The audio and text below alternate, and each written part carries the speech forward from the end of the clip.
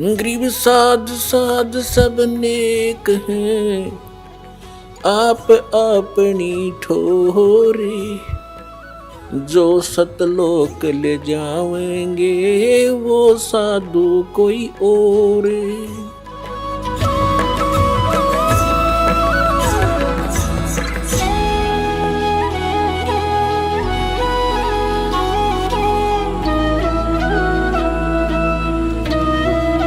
तो यहां प्रसंग जो चल रहा है कि सत्कार और पूजा और साधना में सत्कार में अंतर होता है।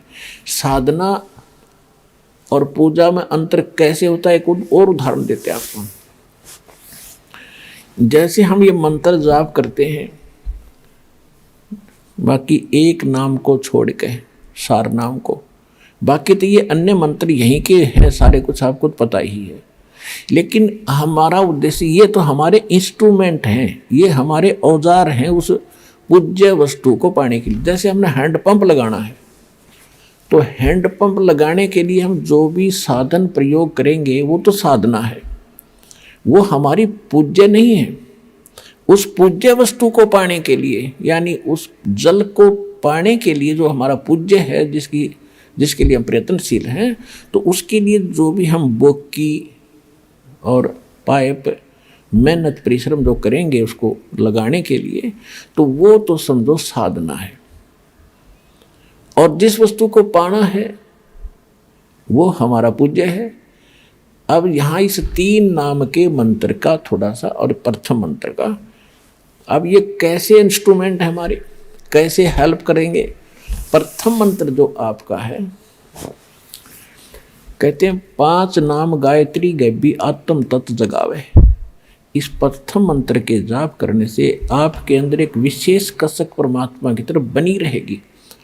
और ये ऐसा धन है जो आपके यह सांसारिक सुख भी आपको देगा, और आपके ऊपर जो ऋण है इन देवी देवताओं का, जैसे हमने बिजली का कनेक्शन ले रखा है, तो बिजली का टैक्स भरते रहेंगे तो रेगुलर आपकी बिजली आती रहेगी।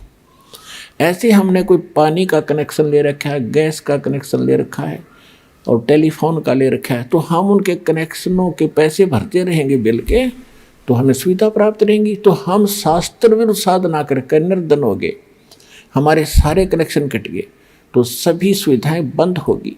अब ये दास एक गारंटर बनेगा, आपका जिम्मेदार बनेगा, और आपको एक ऐसी मजदूरी देगा, उनसे आपकी सुविधा चालू कराएगा सारी। और ये कहा जाएगा कि ये आपको किस्तों में आपके सारी पूंजी पूरी करेंगे। आपको बार बार प्रेरित किया जाएगा कि मंत्र करा करो, जाप करा करो, तो वो जाप करने से आपकी जो सुविधा देनी इन्हीं भगवानों ने है, क्योंकि ये यहाँ के इंचार्ज हैं। और आपकी ये देंगे क्या, वो वर्कडन, कौन सा वर्कडन, किया कर्म कौन सा, जो शास्त्र अनुकूल साधना से प्रतिफल आपका बन कर जाएगा, वो आपका वहां मिलेगा। और देंगे ये ब्रह्मा विष्णु महेशी, तो ये आपको तभी देंगे जब आप सही साधना शास्त्र अनुकूल करेंगे। शास्त्र अनुकूल साधना के अंदर प्रथम गुरु हो, गुरु पूरा हो, अधिकारी हो, उससे नाम लेकर फिर आप जाप करो, फिर आपकी सुविधा चालू हो जाएंगी। उनका टैक्स भी भरता रहेगा और आपका भी गुजारा होता रहेगा। यानी जब तक यहाँ रहोगे, फिर हम आगे चलेंगे। तो उसके लिए समझ लो, आपने प्रथम मंत्र तो ऐसा है कि जैसे आपने ट्यूबवेल लगाने के लिए वो इंस्ट्रूमेंट खरीदे, वो हैंडपंप लगाने के लिए, वो आगे तेरे। अब वो काम क्या करेंगे। अब सेकंड मंत्र है सांस उश्वास का। प्रथम मंत्र से समझ लो पाइप आ गई, और सेकंड मंत्र का काम शुरू हो गया। पाइप ने खड़ा करके और उसके अंदर बोकी मारे और बाहर माटी निकाले, बोकी मारे बाहर माटी निकालता जाओ।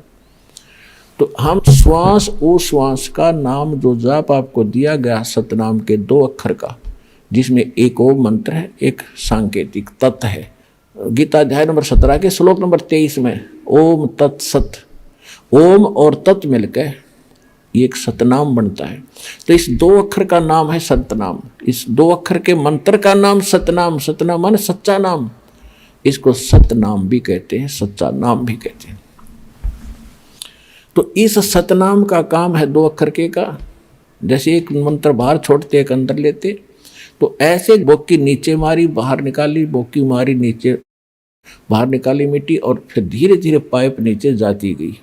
पाइप पहुंच गई जल तक, जहां जल आ गया। तो ये काम हो गया सतनाम का। बोकी ने अपना काम कर दिया। अब इसके बाद फिर सार नाम, उस सार शब्द का काम शुरू होगा। वो रह गया हैंड पंप जो ऊपर मशीन लगाया करें।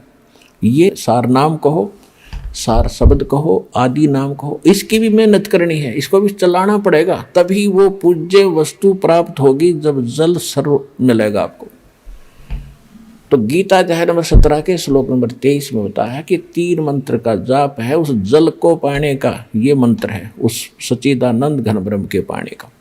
ये सभी मंत्रों की हमने साधना करनी है, तब पूज्य वस्तु सच्चिदानंद घन ब्रह्म यानी पूर्ण परमात्मा प्राप्त होगा। ये है विधि।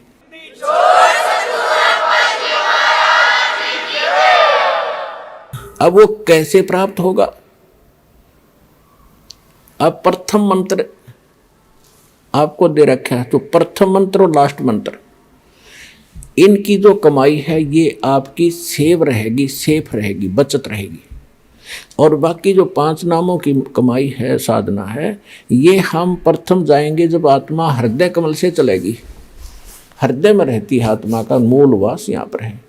जागृति में फिर यह नेत्रों के पास आ जाती है, यहाँ बैठकर सारा कंट्रोल करती है।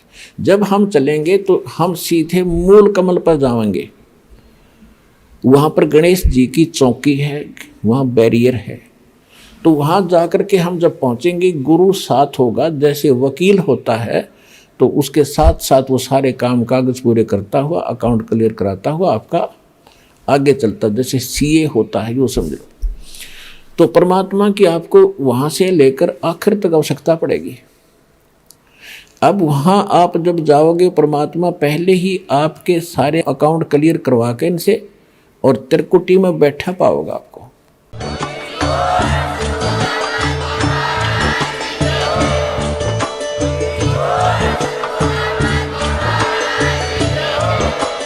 आप सुन रहे थे जगत गुरु तत्वदर्शी संत रामपाल जी महाराज जी के मंगल प्रवचन। अधिक जानकारी के लिए विजिट कीजिए हमारी वेबसाइट www.jagatgururampalji.org। संत रामपाल जी महाराज जी के शुभ आशीर्वाद से पूरे विश्व भर में 500 से भी ज्यादा नाम दीक्षा केंद्र हैं, जिन पर संत रामपाल जी महाराज जी द्वारा ऑनलाइन निशुल्क नाम दीक्षा दी जा रही है। अपने नजदीकी नाम दीक्षा केंद्र का पता करने के लिए संपर्क करें 8222880541।